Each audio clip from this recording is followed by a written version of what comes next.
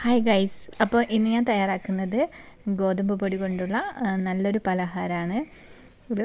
നല്ല സോഫ്റ്റായിട്ട് നല്ല ടേസ്റ്റി ആയിട്ടുള്ളൊരു റെസിപ്പിയാണ്. അപ്പോൾ ഇതെങ്ങനെയാണ് തയ്യാറാക്കുന്നതെന്ന് നോക്കാം.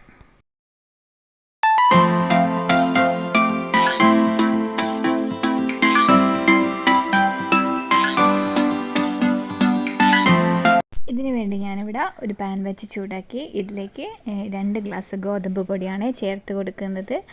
അപ്പം നമ്മുടെ കുപ്പി ഗ്ലാസ്സിൽ ആണ് ഇത് എടുത്തിട്ടുള്ളത്. ഈ ഒരു അളവിൽ ഈ പൊടി ഒന്ന് നന്നായിട്ടൊന്ന് നമ്മൾ ചൂടാക്കി എടുക്കുന്നുണ്ട്. ജസ്റ്റ് ഒന്ന് വറുത്തെടുക്കുകയാണ്.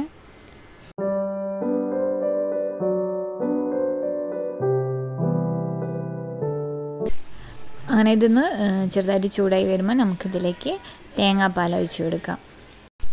ഇതിലേക്ക് ഞാൻ ഒരു തേങ്ങയാണ് എടുത്തിട്ടുള്ളത്. അതിലേക്ക് കുറച്ച് ചൂടുവെള്ളം ഒഴിച്ച് കൊടുത്തിട്ട് നന്നായിട്ട് പിഴിഞ്ഞെടുത്തിട്ടുള്ളതാണ്. അപ്പോൾ നമുക്കിത് കുറച്ചായിട്ടൊന്ന് ഒഴിച്ച് കൊടുക്കാം. അതുപോലെ തന്നെ ഇത് നന്നായിട്ടൊന്ന് മിക്സ് ചെയ്ത് വരണം. കട്ട പിടിക്കുന്നുണ്ട്, എന്നാലും കുഴപ്പമില്ല. അത് നമുക്കൊന്ന് മിക്സിയിലിട്ട് അടിച്ചെടുത്താൽ മതി. ഇതൊന്ന് തേങ്ങാപ്പാലൊന്ന് ഇളക്കിയെടുക്കാം. ഇതൊന്ന് ഇവിടെ മിക്സായി കൊടുക്കുമ്പോൾ തന്നെ നമുക്കൊന്ന് ശർക്കരപ്പാനി ഉരുക്കിയെടുക്കണേ. അപ്പോൾ ഞാൻ ഒന്ന് ശർക്കരപ്പാനി ഉരുക്കി എടുത്തിട്ടുണ്ട്. അത് അരിച്ചെടുത്തിട്ടാണ് ഇതിലേക്ക് ഒഴിച്ചു കൊടുക്കുന്നത്. എന്തെങ്കിലും വേസ്റ്റൊക്കെ ഉണ്ടെങ്കിൽ അതങ്ങ് മാറിക്കോളും. നമുക്ക് കുറച്ചായിട്ട് ഇതിലേക്ക് ഒഴിച്ചു കൊടുക്കാം. ചെറിയ ചൂട് തണിഞ്ഞിട്ട് ഒഴിച്ചു കൊടുക്കുന്നതാണ് നല്ലത്, ഇല്ലെങ്കിൽ നന്നായിട്ടൊന്ന് കട്ട പിടിക്കുന്നുണ്ട്. അപ്പോൾ ഞാൻ അതൊന്ന് മാറ്റി വെച്ചിട്ടുണ്ട്, ഒന്ന് തണിയാൻ വേണ്ടിയിട്ടാണ്. എന്നിട്ട് നമുക്കൊന്ന് മിക്സി ജാറിൽ ഇട്ട് കൊടുത്തിട്ട് നന്നായിട്ടൊന്ന് അടിച്ചെടുക്കണം. പിന്നെ നമുക്ക് ഒരു പാൻ വെച്ച് ചൂടാക്കി അതിലേക്ക് ആവശ്യത്തിനുള്ള നെയ്യ് ഒഴിച്ച് കൊടുക്കാം. ഇത് വീട്ടിലുണ്ടാക്കിയ നെയ്യ് ആയതുകൊണ്ട് മഞ്ഞൾപ്പൊടീൻ്റെ കുറച്ച് പൊടികളുണ്ട്. അപ്പം നമ്മളിത് മിക്സിയിൽ അടിച്ചെടുത്ത പേസ്റ്റ് രൂപത്തിലാക്കിയിട്ടുണ്ട്. ഇത് നമുക്ക് ഈ ഒരു നെയ്യിലേക്ക് ഇട്ട് കൊടുക്കാം. അപ്പോൾ അത് നന്നായിട്ടൊന്ന് മിക്സ് ചെയ്ത് കൊടുക്കുന്നുണ്ട്. ഞാനത് കുറച്ച് കൂടുതൽ നെയ്യ് ഫസ്റ്റിൽ ഒഴിച്ച് കൊടുത്തിട്ടുണ്ട്. നിങ്ങൾക്ക് വേണമെങ്കിൽ കുറച്ചായിട്ട് ഇടയ്ക്ക് ഒഴിച്ച് കൊടുത്താൽ മതിയേ. ഞാൻ ഏകദേശം ഒരു 2-3 ടേബിൾ സ്പൂണോളം നെയ്യ് നന്നായിട്ട് തന്നെ ഒഴിച്ച് കൊടുത്തിട്ടുണ്ടായിരുന്നു. ഇനി ഇതിലേക്ക് ഞാൻ കുറച്ച് ഏലക്ക പൊടി ചേർത്ത് കൊടുക്കുന്നുണ്ട്. അത് ഞാൻ പഞ്ചസാരയും കുറച്ച് ഉപ്പും കൂടെ ചേർത്തിട്ട് ഒന്ന് പൊടിച്ചെടുത്തിട്ടാണ് ഇതിലേക്ക് ചേർത്ത് കൊടുക്കുന്നത്. ഇനി ഇത് നന്നായിട്ടൊന്ന് മിക്സ് ചെയ്ത് കൊടുക്കാം. ഇത് കുറച്ച് സമയം എടുക്കും, ഒരുപാട് സമയമൊന്നുമില്ല. അതൊന്ന് വറ്റി വരണം. നമ്മളിതിങ്ങനെ പാത്രത്തിലൊന്നും ഒട്ടിപ്പിടിക്കാതെ വരുന്ന രൂപത്തിലായിട്ട് കിട്ടണം. ഇനി ഇതിലേക്ക് നിങ്ങളടുത്ത് ഡ്രൈ ഫ്രൂട്ട്സ് ഉണ്ടെങ്കിൽ ആഡ് ചെയ്ത് കൊടുക്കാവുന്നതാണ്. അപ്പോൾ ഞാനിതിലേക്ക് കുറച്ച് ഈത്തപ്പഴവും അണ്ടിപ്പരിപ്പും കൂടെ ഇതിലേക്ക് ചേർത്ത് കൊടുക്കുന്നുണ്ട്. ചെറിയ പീസായിട്ട് കട്ട് ചെയ്തെടുത്തിട്ട് നിങ്ങൾക്ക് വേണമെങ്കിൽ ചേർത്ത് കൊടുത്താൽ മതി.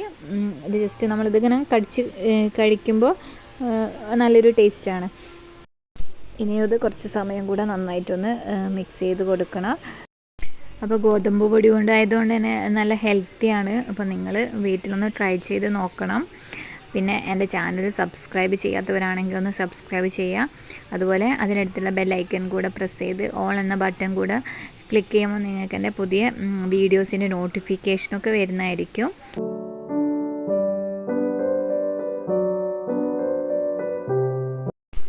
ഏകദേശം ഇത് നമ്മുടെ പാത്രത്തിൽ നിന്നൊക്കെ വിട്ട് വരുന്നുണ്ട്.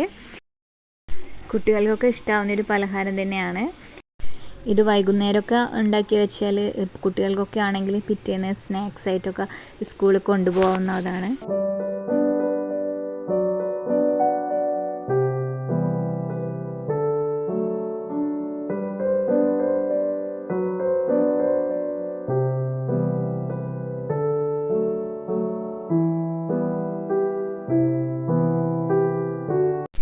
ഏകദേശം ഇതിപ്പോൾ ഒരു ഹൽവ മോഡലിലൊക്കെ ആയിട്ടുണ്ട്. ഇനി നമുക്ക് ഫ്ലെയിം ഓഫ് ചെയ്തിട്ട് വേറൊരു പാത്രത്തിലേക്കൊന്ന് മാറ്റി കൊടുക്കാം. ചൂടോടുകൂടി തന്നെ മാറ്റി കൊടുക്കുന്നതാണ് നല്ലത്. അപ്പോൾ ഞാൻ ഈ ഒരു പാത്രത്തിൽ കുറച്ച് നെയ്യൊന്ന് തടവി കൊടുത്തിട്ട് ഈ ഒരു മിക്സ് ഇതിലേക്ക് ഇട്ട് കൊടുക്കുന്നുണ്ട്. എന്നിട്ടിത് നന്നായിട്ടൊന്ന് ഷേപ്പാക്കി കൊടുക്കാം. ചെറിയ സ്പൂൺ വെച്ചിട്ട് വേണമെങ്കിൽ നെയ്യൊന്ന് തടവി കൊടുത്തിട്ട് ഒന്ന് ഷേപ്പാക്കി എടുക്കുന്നതാണ് നല്ലത്.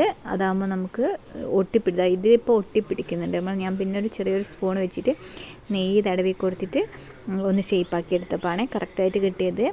പിന്നെ അത് ചൂട് തണിഞ്ഞിട്ട് ചെറിയ പീസായിട്ട് കട്ട് ചെയ്തിട്ട് എടുക്കാവുന്നതാണ്.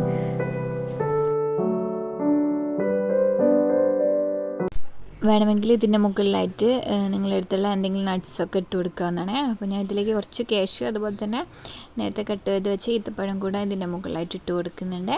എന്നിട്ട് ചെറിയ പീസായിട്ട് കട്ട് ചെയ്തെടുക്കാവുന്നതാണ്. അപ്പോൾ എല്ലാവരും ഒന്ന് ട്രൈ ചെയ്ത് നോക്കണം. പിന്നെ വീഡിയോ ഇഷ്ടമായിട്ടുണ്ടെങ്കിൽ ലൈക്ക് ചെയ്യാൻ മറക്കരുത്. അപ്പം പുതിയൊരു വീഡിയോസായി വരുന്നത് വരെ ബൈ, താങ്ക് യു.